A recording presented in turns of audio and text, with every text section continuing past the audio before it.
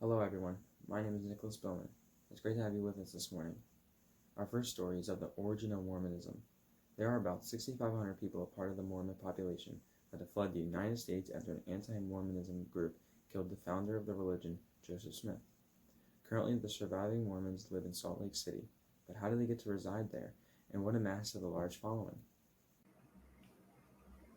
It all starts with Joseph Smith, a Vermontian born to a poor farmer and shopkeeper family. In 1820, Smith believed to have had religious experiences, and by 1830 he published the Book of Mormon, which he claimed to have translated from ancient hieroglyphics on gold plates shown to him by an angel named Moroni.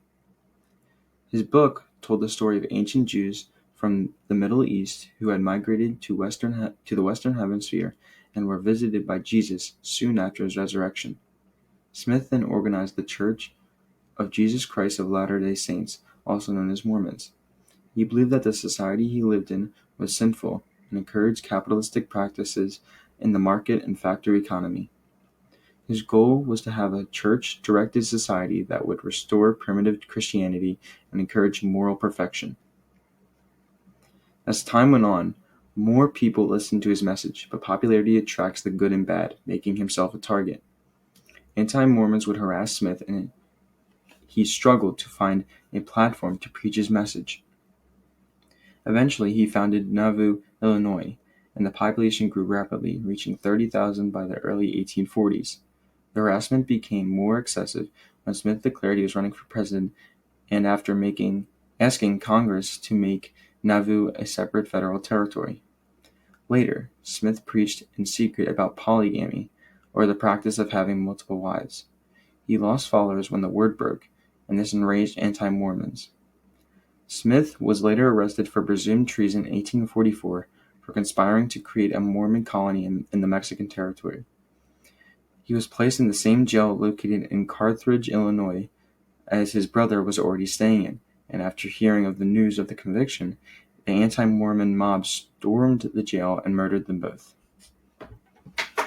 Following Smith's death, his leading disciple Brigham Young led 6,500 remaining Mormons into Salt Lake City and survived off their agricultural advancements. For those Mormons that disagree with the polygamy practices of Joseph Smith, they remained in the Midwest, being led by Smith's son, Joseph Smith III.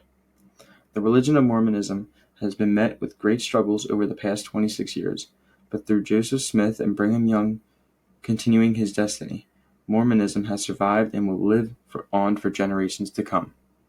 Hey, Ali Kambajis here. Today we will be talking about African Americans' struggle for freedom.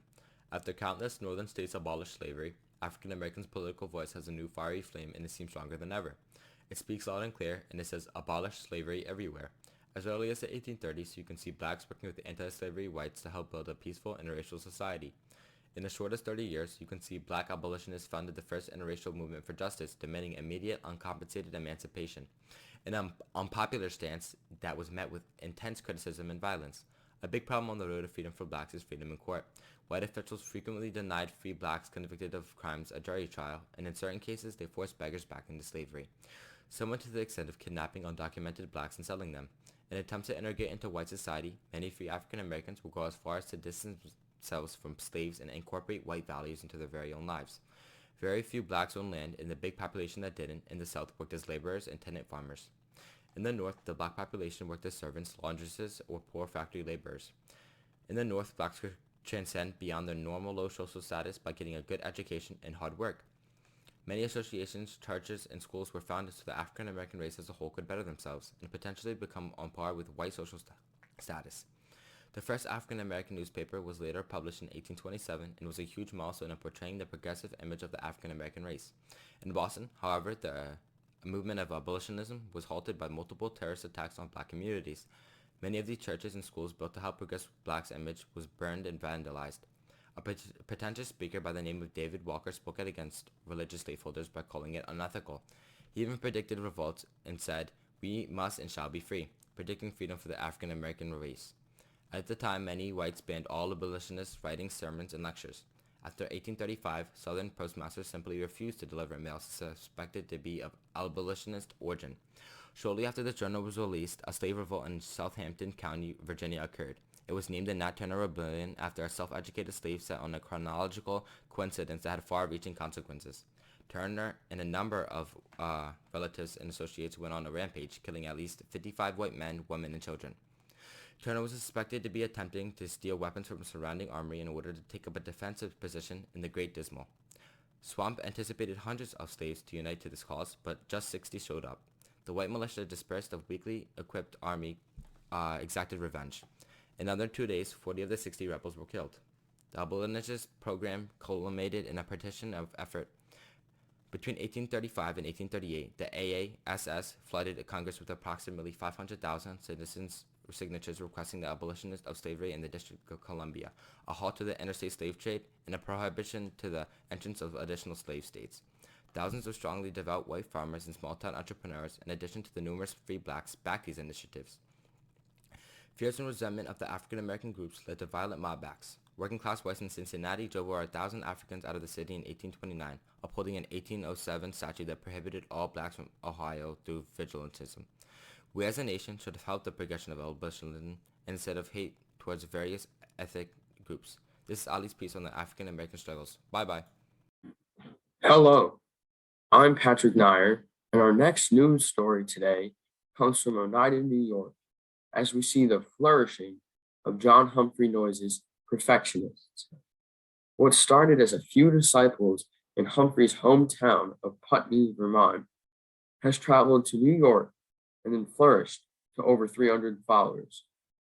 But what caused this move and this rapid growth? It all started in 1831 when a 20-year-old John Humphrey Noyes experienced his own religious awakening. His newfound beliefs led him to drop his studies of law and instead take up studies in seminary. He developed the belief in perfectionism, the idea that people can become sin-free through the adoption of new beliefs, through willpower, and that anyone could be perfect in this world. He also preached of the idea that the second coming of Christ was something that had already occurred, not a figment of the future. While slightly controversial, those beliefs aren't the ones that brought him in the most trouble. It was and is his view on sexual union that causes the most anger. Noyes rejects the common and generally accepted practice of monogamy, one man being married to one woman, and instead has implemented a complex marriage system where all of the men in a community are married to all of the women, and vice versa. This is continued today in the Oneida community. Having children is a decision made by the entire community, and the parents of said children are selectively chosen to make the best possible child. The practice of complex marriage got Noyes arrested in Vermont for adultery. That was one of, if not the main reason he moved and started this Oneida community. Aside from the new practice of complex marriage, we also can observe the working towards equality in this Oneida community, as the women work alongside the men in the same professions. They aren't forced to dress any specific way either, as they're allowed to wear the clothes most suitable for the work they are completing.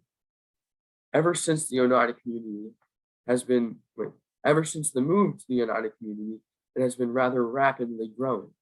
Originally a farming-based community, one of the members of the Oneida invented a new animal trap that has been and still is creating great wealth due to its high demand. This wealth brought and still brings more people, helping to create the amazing community that we are seeing today. To keep all of these members of the community in check, though, Noyes' perfectionists take part in mutual criticism or criticism sessions. These are where members of the community are called out on, and reprimanded for any of the sinful actions they may have committed. Sometimes this is even in front of the entire community. Wait, hold on, I'm getting new info. With breaking news, I'm going to be handing it over to Nick at Cane Ridge, Kentucky. Pat, I'm standing at one of the most popular locations to celebrate religion, known as Cane Ridge, located in Kentucky, with a staggering 20,000 attending. It has lasted 7 days so far, and the people here seem in great spirits, and they aren't going anywhere. For more on the specifics of the retreat and others like it, I turn to Ralph Waldo Emerson. Thank you for having me. What would you say was the spark that led to the huge explosion of popularity amongst religion and beliefs? A large portion of the United States population was Christian, and this lasted for decades, up until the creation and abolitionist movement. With this, people saw the inequality amongst whites and blacks, then men and women, and after a minister said slaves were meant to be submissive, faithful, and obedient, they shifted their perspective on the church. Then people began to search for a new religion with the main focus being equality within all people, and this created the movement. With so many people switching their beliefs and trying to look for something to follow, they must look up to someone for inspiration. Who do you think that person or persons may be? Myself, of course. I think the women's movement is extremely successful at the moment, mostly due to the great people over at the St. Paul's Convention, where they wrote the Declaration of Sentiments. It stated that all men and women are created equal. On top of this, Rebecca Jackson has been preaching about her beliefs and values such as utopian communities, feminism, and equal rights. Another person is William Ellery Channing. How could I forget him? He has been reflecting on human values mostly, talking about self-importance and self-focus and how making God happy makes him happy. And these people collectively are making this country, even the world, a happier and more open place to live. So, yeah. Thank you so much for this information. I truly love what you're doing for this community. Thank you so much, and thank you for having me. It's been a pleasure. So you heard it here first, folks. Cambridge, located in Kentucky, is the place to be for religious revival. Yeah, as you can see, people out here are truly amazing, putting everything they have into these movements for the future. I'm Nick, and back to Dejan. Thanks, Nick. Now on to our next story. A new intellectual movement called Transcendentalism has been spreading like a wildfire. Recently, ideas of the necessity of unity and the importance of human emotion over logic, similar to European Romanticism, has taken hold of many minds. How were these ideas formed, and what kind of effect will these ideas have on the everyday lives of people? Stay tuned in to find out. It all started when a man by the name of Ralph Waldo Emerson, a Unitarian poet and philosopher, rejected organized religion.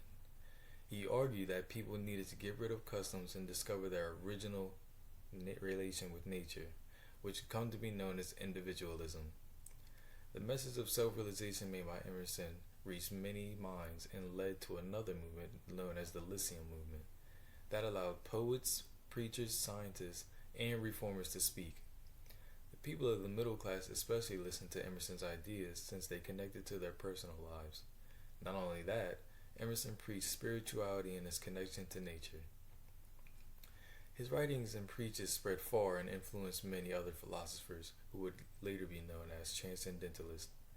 As they produced more literature, the Transcendentalists became a more organized movement. They often met together, and Emerson wrote a book titled Nature, which discovered their philosophies. Besides Emerson, other transcendental thinkers included Henry David Thoreau and Margaret Fuller. Thoreau was greatly inspired by Emerson and secluded himself alone in a cabin for 2 years so he could, quote, live deliberately. That takes a lot of resolve to pull off. I'm not sure I could do that myself. Margaret Fuller would later use Emerson's ideas to try and gain more rights for women. She started a discussion group of Boston women and wrote many literatures for the Transcendentalist Journal. She believed all people, including women, should have a good connection with God and that women deserve psychological and social independence. But like most things in life, with this movement also came issues. The new working society with wages and capitalism opposed the transcendental ideas. In an attempt to revive intellectual life and freedom, Transcendentalists experimented with communities made up of Transcendentalists. The most important community was Brook Farm, as Emerson, Margaret Fuller, and other influential Transcendentalists lived there. However, Brook Farm turned out to be an economic failure due to few farming skills to produce their own goods and a fire that destroyed a lot of their community. Our heart goes out to the people of the community.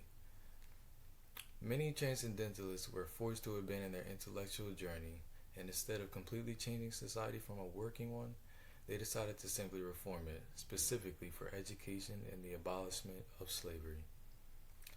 Writers that opposed the idea of individualism that was proposed by Transcendentalists made literatures against their ideas, the best known being Moby Dick by Melville. Melville depicts a crew on a spiritual quest in nature, until a white will destroys the crew to say that seeking meaning in nature would only lead to death.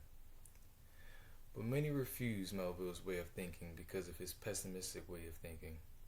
I think I speak for all of us when I say that I am truly amazed at the way the movement has developed and reached so far and so quickly. It was really interesting to learn of the other transcendentalists that were inspired by Emerson's work. Just goes to show how influential the transcendentalist movement truly was.